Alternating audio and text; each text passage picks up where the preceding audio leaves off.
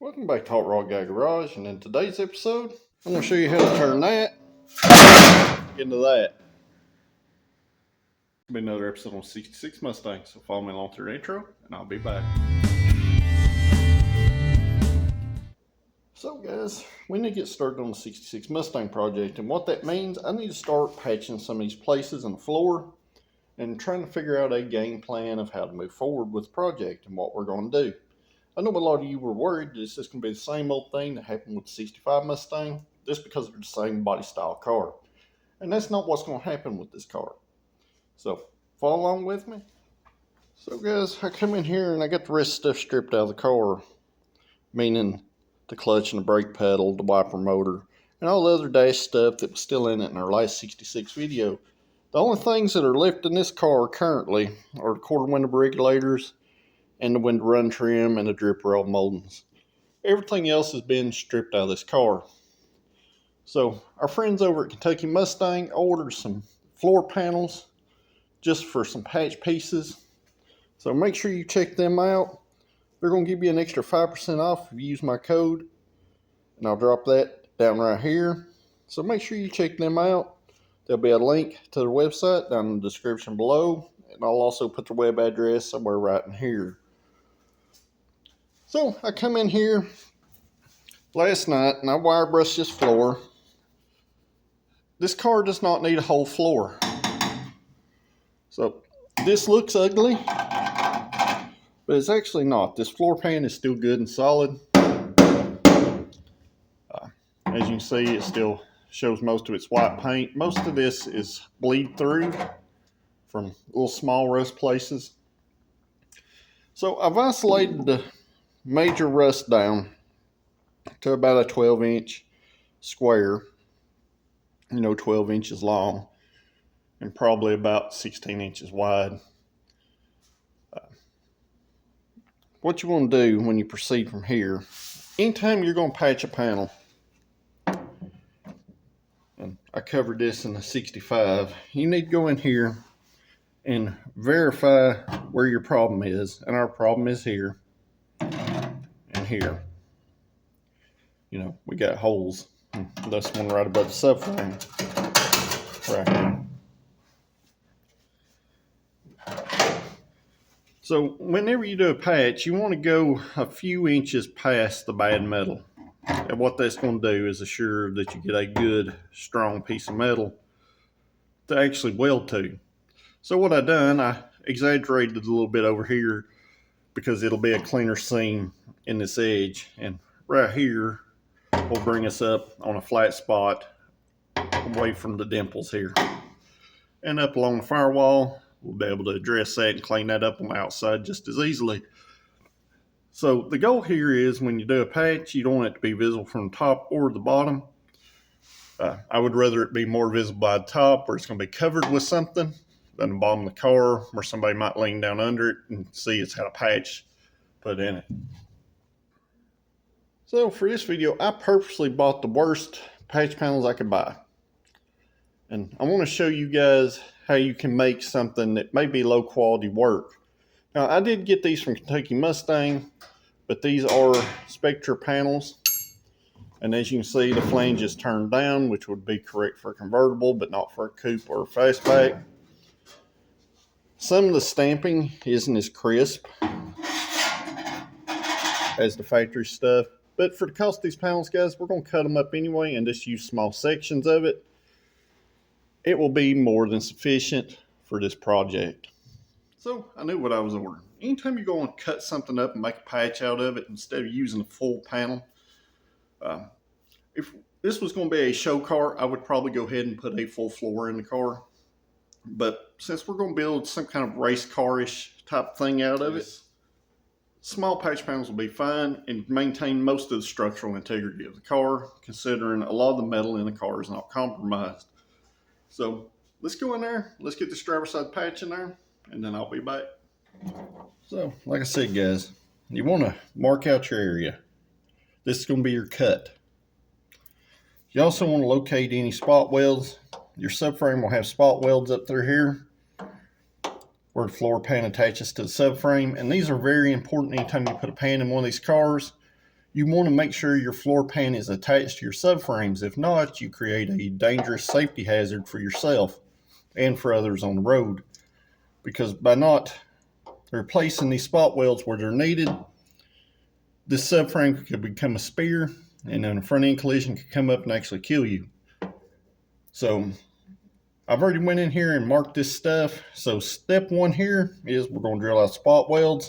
We're going to address those, get those drilled out, and then we'll make our main cut. So I'm going to put you guys on time lapse for that, and then I'll be back. Daisy down here checking everything out. Should like to remind everybody, if you haven't yet, hit that subscribe button because it helps our channel to grow. And also check out our merchandise store. She's got some t-shirts with her on it. And our Save the Classics t-shirts, guys, 100% of anything that those make goes straight back into this 66 Mustang project.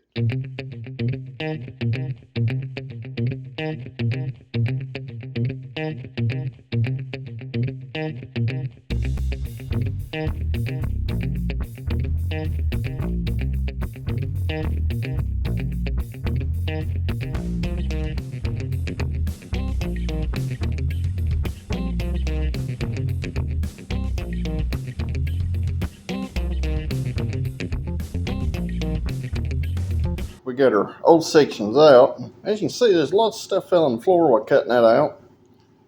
Got our patch there, but it's going to be a minute before we get to our patch because we got some other stuff to address down in here. So at this point, you want to take a flap disc.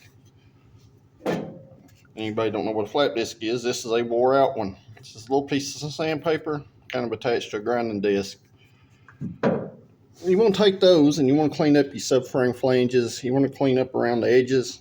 Any of your cut marks, any of this loose flanges where you cut. You just want to clean all that stuff up. But I don't know if y'all can see inside this subframe, and this is an important thing with these cars, and especially this one considering it was blasted, sandblasted before. With it all together, nobody took the time to clean the sand out of our subframe rail. You can see it falling out the hole down there at the bottom. You want to make sure every bit of stuff in this frame rail, guys, when you got an access hole, you want to make sure you get every bit of this mess out. So air blower, vacuum cleaner, whatever it takes.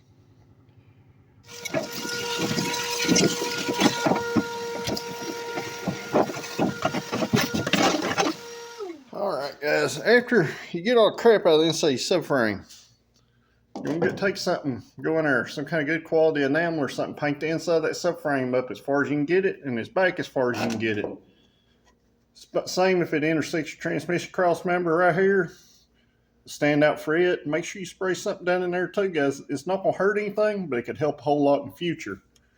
So I took some weld through primer, sprayed around the edges after I ground this off clean.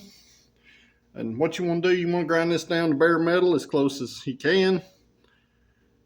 And like I said, this metal's still good and solid around it, even though it looks kind of ugly. We'll address the rest of this in the future. As far as this stuff goes, we'll treat this and we'll take care of it and it'll all be gone. But we need to get that patch in there. So now we need to start marking that to go in there. So like I said, the more you can do to prevent future rust, the better off you are. Especially inside the subframes. Like I said, this thing was packed full of sand. Not really a whole lot of other dirt. It was sand from where they sandblasted the outside of the car, but actually didn't disassemble the car and didn't go through the steps afterwards to make sure that all the sand or material or media, as you may call it, was out of everything. That could be a very bad problem in the future and would make this car rot from the inside out. So that's why we took it all the way apart, and that's why we're at where we're at. So now we got a hole in the floor of the car. We don't need this anymore. We could have used this as a pattern if it was extracted in one piece, but unfortunately we're with two pieces of rusty metal and we don't have a good pattern that way. So you may be wondering, how are we going to get a pattern? Now, if it was a smaller area, you could use a piece of paper, you could use a piece of poster board, lay it over your area, mark it on the bottom side and cut it to fit. Since we don't have none of that stuff, we're actually going to use this panel right here. So the first thing we need to do is get some of this nastiness off of it. And these things are shipped coated in oil, so we need to get the oil off of it also on the front and back side. And then we'll come in here. I'll make a cut roughly a little longer than what I need. Then we'll lay this panel in there and we'll go from there.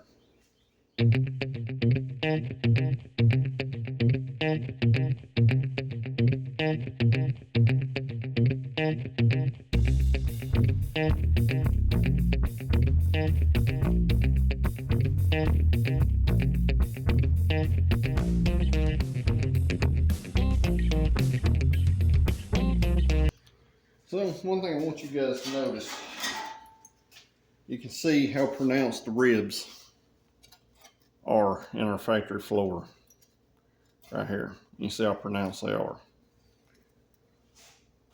The Spectre panel, and this may not matter to some people, but the ribs are not stamped correctly. They're not as wide and they're not as deep. They'll look fine in a patch panel application, but if you're going for a concourse quality job, I don't think these would be the great panel for that. So I'm going to use this to kind of get my rough cut back on this. I did cut this panel based on where this ridge ended onto our flat up here. So I'm just going to bring our cut line back.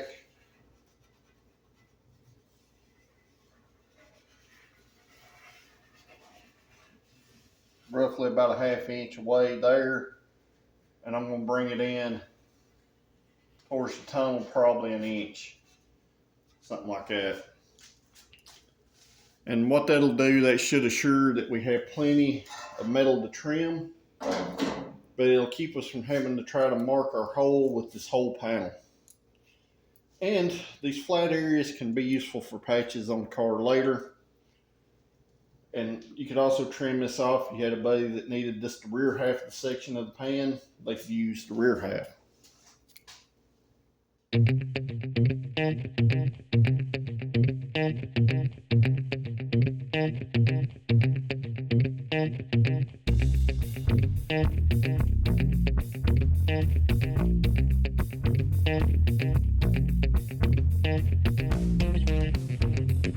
Alright, so we got our rough patch cut, and a lot of you probably, well, you said those were convertible style floors with the flange turned the wrong way. Yes, this flange should be turned up. So what I'm going to do, I'm going to take these right here. I'm going to straighten this flange out flat. Get it as close to flat as I can. I'm going to take it down here to a piece of wood in the floor. I'm going to dolly this out flat. And then I'm going to take the same pair of flanging pliers and I'm going to turn this flange up.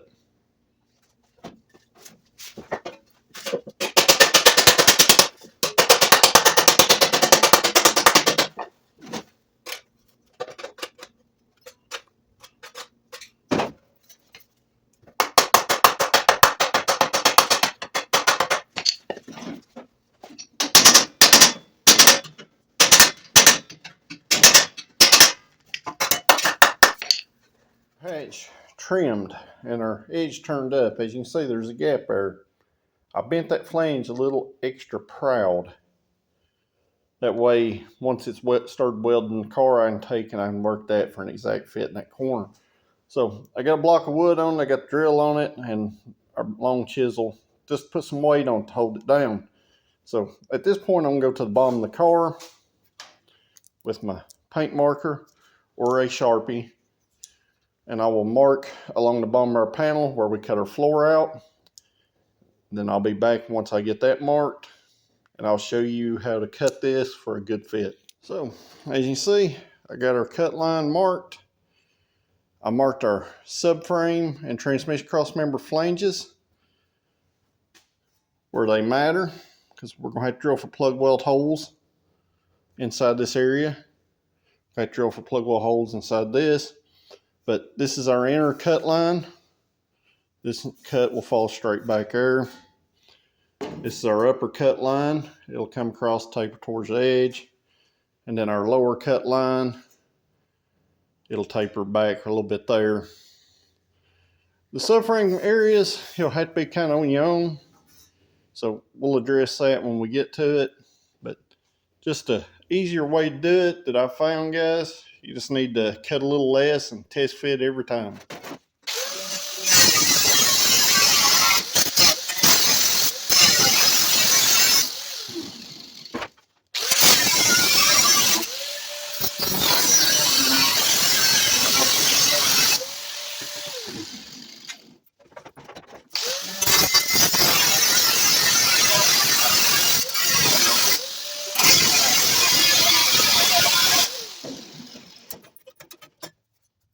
So on the places where it is over our subframe, I just went ahead and sprayed a little bit of enamel on there.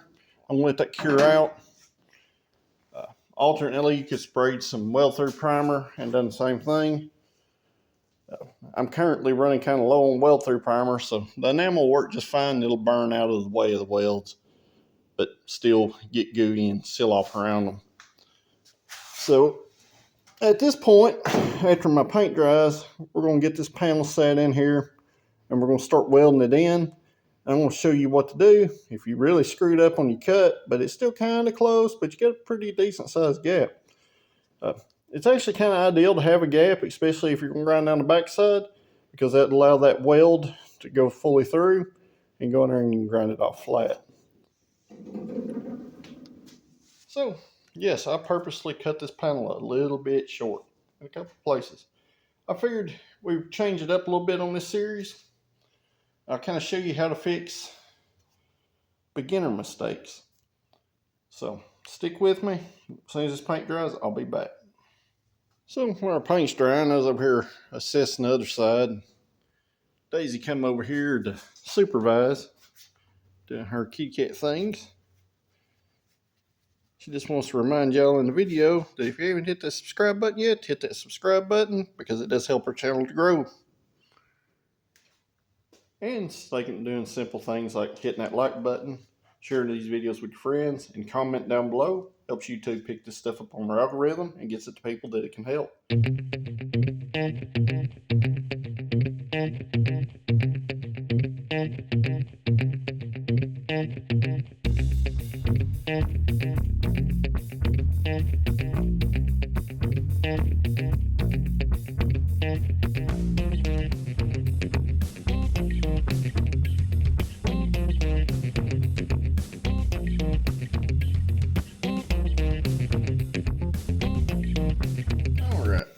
Like I said, if you screwed up and cut your panel short, I run my wire on my welder here a little bit, kind of give you an idea of what I'm doing. When you have a gap like this, guys, you want to take a body hammer or a small hammer. You want to get this panel flush with the other panel. Okay? And you're going to take your welder. You're going to touch on one side, get you a little bead, touch on the other side. Touch, touch, touch, touch. And after about twice, you're going to close that gap up. So I'm just going to do that in a couple of places. 2 or 3, maybe 4 places, depending on how wide the gap is. And then I'll go back in there after that cools down and fill in between, say, our first and second weld, and then our second and third, and then our third and fourth. And ideally, what you want to end up having is a fully welded in panel. But this panel, being a cheap panel, there's some other issues with it, and that kind of contribute to that. It not being stamped correctly, you're going to run into, it don't have this ledge. Now, what I'm going to do, I want to weld this panel in until I get here to the other side of the subframe, somewhere around right in here. And I'm going to weld it in until I get right here at this edge. Now I'm going to come in here with a chisel and my hammer, and I'm going to start to kind of make this crease into there. It won't be 100% correct, but it'll look like it belongs. And then I can come up here and start welding the rest of it in after that point. And like I said, I got some fitting to do here at this edge where I bent the lip up. And we have a small gap here. This is a more ideal gap for what we're doing, or something, as you can see right here. There was only a couple areas where it was exactly flush. I didn't put a lot of time into cutting this one out exact because I wanted to show y'all how to kind of go in there and correct some of these, let's just say, beginner type mistakes. A lot of people would have went ahead and dollied this in, but let's just say you got this point and you already got your panel partially welded in. You're like, dang, I'm screwed. Well, I'll show you how to fix that here in just a few minutes. So let me get back to welding and then I'll be back.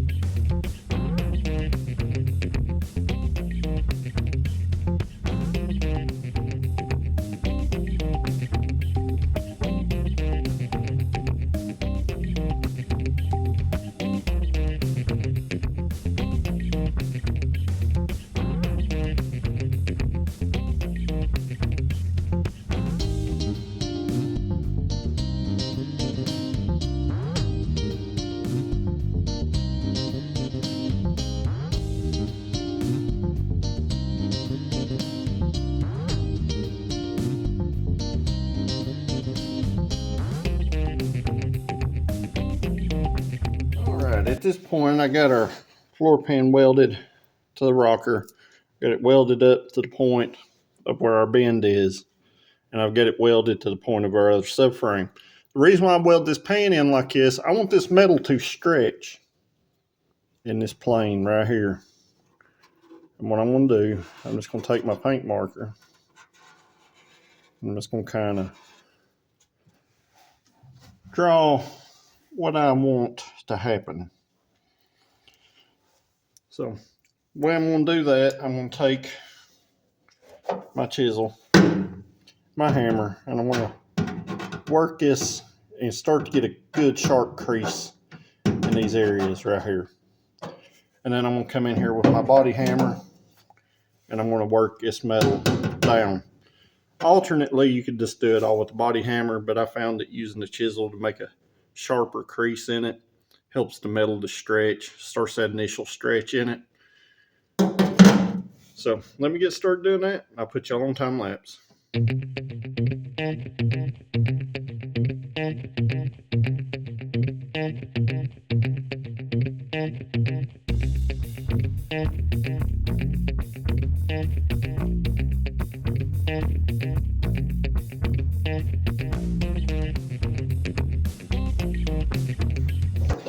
So after you get welded in, before you start grinding, you want to go ahead and get your plug weld holes.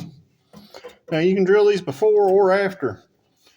And if I drill them after and I'm not replacing the whole floor, I'll mark where the other ones are, like on the firewall and down here. Then you'll just follow a straight line and you can drill them. Before, these had 2 and 2 on each side and 2 and 2 in them areas. So I'm just going to replicate those there. And yes, I know it's a little ugly here. It's a little ugly here where I've tapped on it a little bit. I would rather it be safe than pretty. And a few sharp eyes may notice we got some rust holes also right above where we just welded this in. I'm going to have to go in here and I'm going to have to put a small patch under where the dimmer switch is. And there's a couple of little small patches in other places along the firewall that's going to have to happen too. So let's get those welded in and then I'll be back.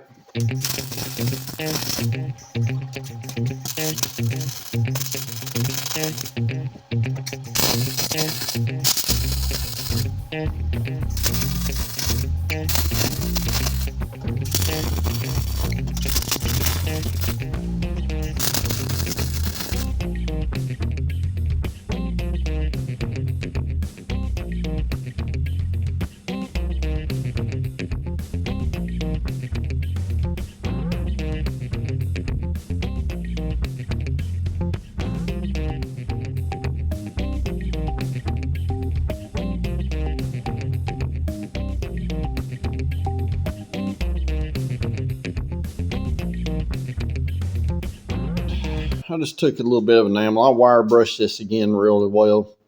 I'd went in there here a while back and sprayed all this stuff down with phospho. That's why it's all white in a lot of areas where there was rust. What I didn't spray was up in the firewall because the car was still all assembled. Daisy's coming by to give her seal of approval on things. But for a small patch, guys, it don't have to be perfect. I done some tweaking around on the body lines. I got them a little better. We got our little dip back in there. And that over there is a drain hole from the factory. Ford actually had that hole right there. They knew these things were going to leak water all down through the firewall area. So they wanted water to actually exit. So just an alternative to putting a whole pan in it. I didn't think the car was, I'm not going to say not worth putting a whole pan in, but a lot of the floor was solid, and a lot of the floor is solid over there, and a lot of the floor is solid in that side. This one by far is our worst floor, and we'll probably put the whole floor in this one. But the rest of them, we can patch. I may put the whole rear floor in that side too, just depending on how it cleans up. But the other side front's going to take exactly the same patch as what we had on this side. Almost exactly the same size in the same area. And that's exactly where the rust starts in these cars, in the outside corners of the floor pan, because even though they put that drain hole on both sides, on the inside of the floor pan, they're naturally kind of bowed towards the outside. So that's where all your water sits. And if you park the car downhill, it sits about in the front corner. Other things, people usually associate that kind of floor rust with cowl rot. You've seen the bottom of the cowl in this car in the last video. Everything's pretty good and solid up in there. The problem is the firewalls, everything that attaches to the firewalls on these cars is not sealed good. And that's why you see a lot of firewall rust in a lot of these, like the little pinholes that run upward past the dimmer switch up towards the cowl. 99% of that metal's good and solid, guys. It's just where water had sit in that firewall pad and rusted little small spots. I went in there and I welded a few of them up. I'm trying to debate if I'm going to put a whole patch section in that part yet, or how I'm going to proceed from there with that. Keep in mind, the whole kind of thing with this car is I've been wanting to build a race car, whether it be a road race car or drag race car. So my number one goal is get the car structurally solid as far as rust. So basically, guys, after the floor pans, we're pretty much structurally solid. So that means we got a bunch of thinking to do and how we're actually going to proceed. Because also drug a 90 GT up here to cut the rear half of the floor out. And I've done some more measuring around. And I talked about body swapping this with a Fox body. But I think the rear section measures out pretty good. And while this car's got good solid frame rails in the back, it does have some precarious rust around the seams in the back. So it might be a way that we can actually get the Fox body 4-link suspension under it. And considering I'm not going to have a rear seat or anything in this car, the rear half of the floorboard really does not have to meet the factory dimensions. We'll just have to see how that goes. Let me know what you think down in the comments below.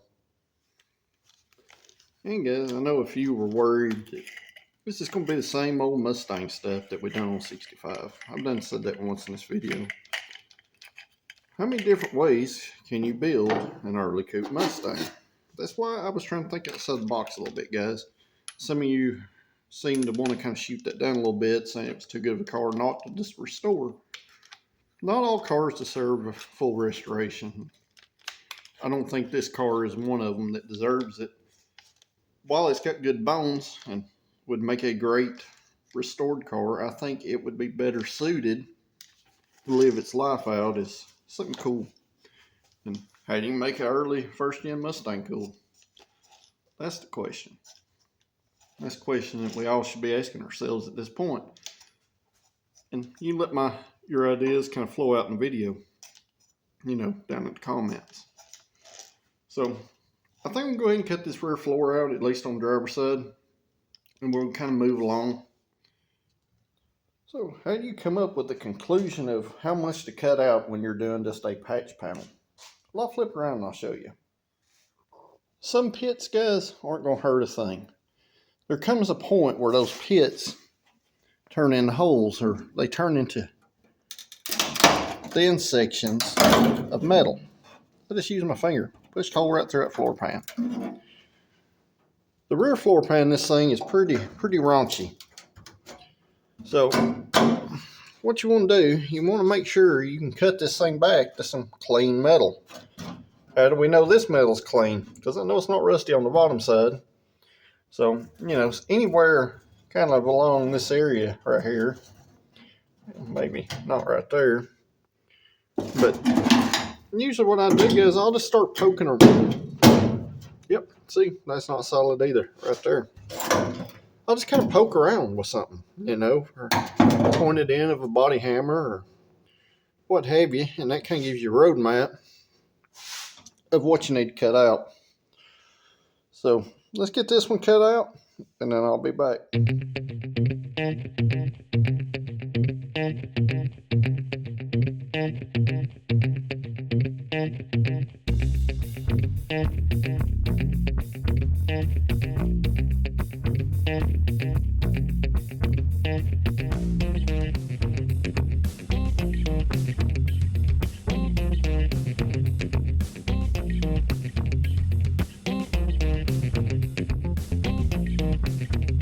So, got that old rusty jagged piece of metal out. If you remember back to the first video I made on 66, you remember I had a piece of metal riveted over this hole.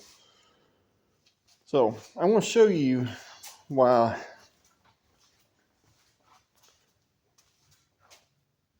this is what the bottom side of that floor looked like, guys. It don't look so bad, does it, other than the missing metal. And like I said, they had that panel riveted to the bottom of it. Well, as you can see, somebody had undercoated this. I don't know if it was an effort to try to slow the rust or an effort to try to hide, you know, the panel they had riveted over it. But while a lot of this looks solid, you see how structurally compromised it is on the other side, including that place where I pushed my finger through it. But there comes a point where something's so pitted, it's not worth saving, because even your pits degrade your metal thickness. So that's why it's always good to tap around on that with something sharp or poke around, and you can kind of make a decision on how much you're cutting out. Kind of like that place right here. I jabbed a screwdriver through. It's only compromised on this side. This side, you would have never known that place was there. Once again, covered in undercoating. But at least from here, the mass of it's removed, and depending on how we go forward with the rear half of the car, dictates how much of the rear pan I put back in it. The way I measured everything out, it looks like I can use 99% of it. So we need to go over to the other floor, do some poking around and see how bad it actually really is, and see if we need to cut it out like this one or not. So like I've said 100 times, rust never sleeps, and it does not ever stop either. Even replacing pans and putting patch panels in a car, unless this thing's going to live in a 100% climate controlled environment the rest of its life, it's going to rust again. All you're doing is prolonging its life a little bit, and that's all we can hope to do. So, like I said, you want to really get in here, guys, and start kind of poking around, jabbing, and all that stuff.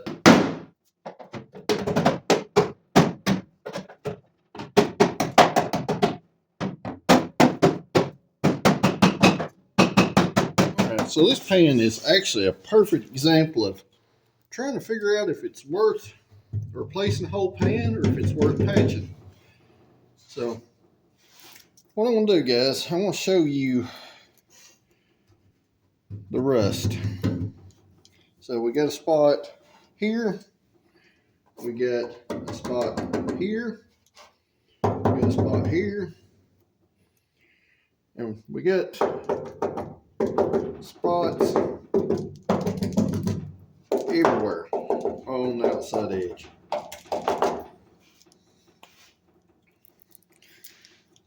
This is where you're going to make your decision.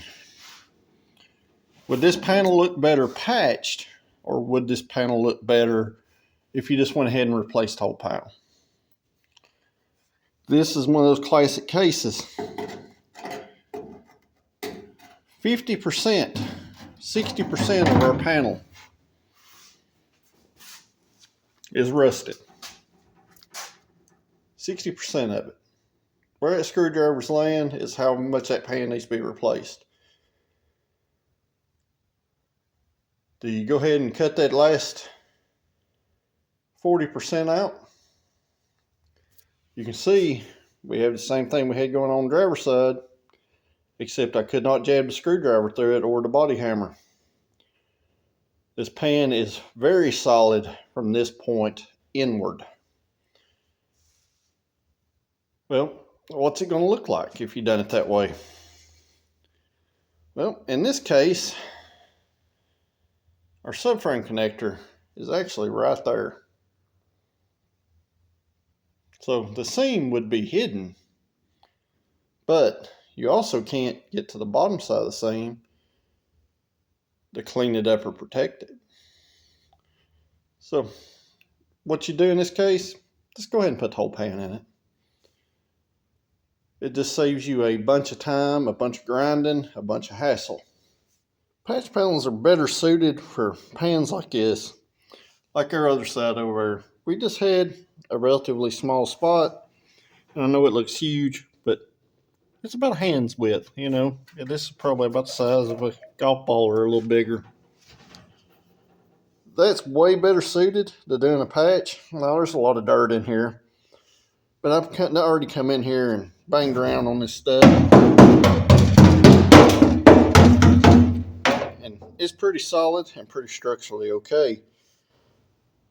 This pan can be patched where our rear pan needs a full replacement. And that's totally subjective and up to you. A lot of people will put a full pan in a car just to make it look pretty on the bottom side. 99% of the time, guys, nobody's going to look under your car. But you do need to make sure it's safe. And by making sure that it's safe, you ensure that you got a good car. A good car is not necessarily the most beautiful car.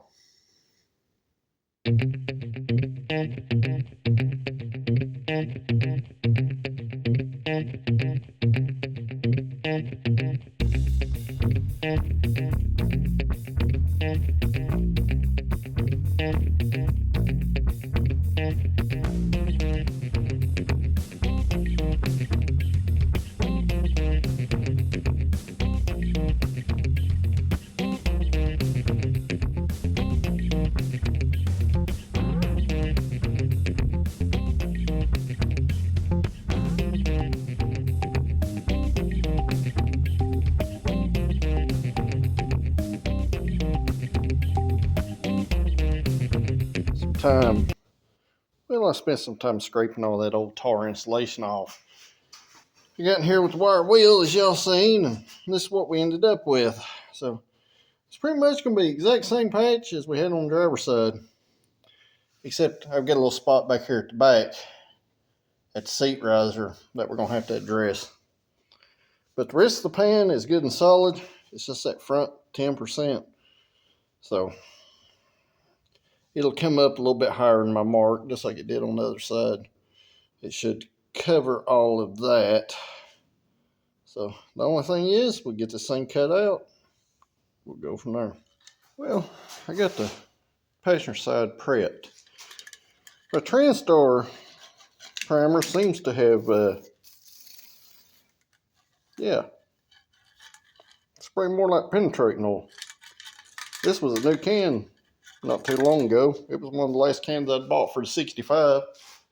And, you know, it's like 60 degrees in here, but you actually ain't got no pressure.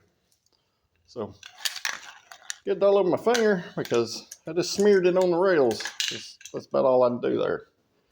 So I got my little patch cut. I didn't cover all this stuff because I already covered it on the other side. I got it cut. I got her flange roughed in. So once everything dries, I'll get that pan put in there. And another thing I didn't show y'all that I'd found, get a little rust here in the A-pillar that I dug around and poked around and found. That'll have to be patched too, addressed. But not a big deal in the hindsight of things. So when I get that in there, I'll be right back. So it's a little while later. Got that pan in there. Got our place over here. I just welded that little rust hole up. I had to dot a couple of more spots in there. I probably should have just put the whole pan in it, but you know, here we are. And Daisy is up here asleep, doing her sleepy time things. So guys, this video is probably starting to get a little bit long. So we're not going to get to the rear floor pans or any of the other metalwork in this video. So if you like these kind of videos, make sure you hit that like button, share these videos with your friends. If you're not a subscriber, make sure to hit that subscribe button. It does help the channel to grow, and we are super close to 10,000 subscribers. I'm going to do another giveaway at 10,000 once we get there. So make sure you hit that subscribe button to get along for the ride. If you are a subscriber, I greatly appreciate you guys, and I'll see y'all at the next video. Thanks for watching.